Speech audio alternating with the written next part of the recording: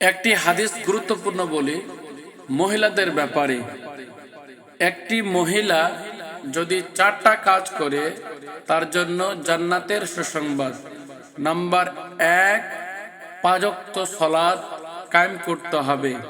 Number 2, সিয়াম, ফরজ সিয়াম আদায় করতে হবে। নাম্বার 3, লজ্জা স্থানের হেফাজত করতে হবে। পর্দার সহিত জীবন যাপন করতে হবে, ডিজিটাল পর্দা নয়, যেই পর্দা পরিধান করলে শরীরের অঙ্গ প্রত্যঙ্গ কিছু কোনো পুরুষ অনুভব করতে পারবে না। নাম্বার 4, স্বামীর আনুগত্য করতে হবে।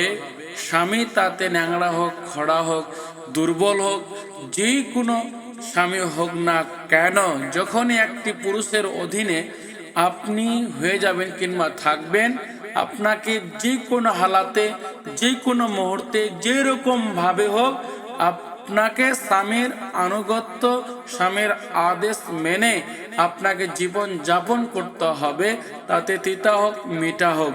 এই 4টি গুণ যে মহিলার মধ্যে থাকবে, আল্লাহ রাসূল বলেছেন সে ইচ্ছা মতো ভাবে জান্নাতে প্রবেশ করবে। একবার বলেন সুবহানাল্লাহ।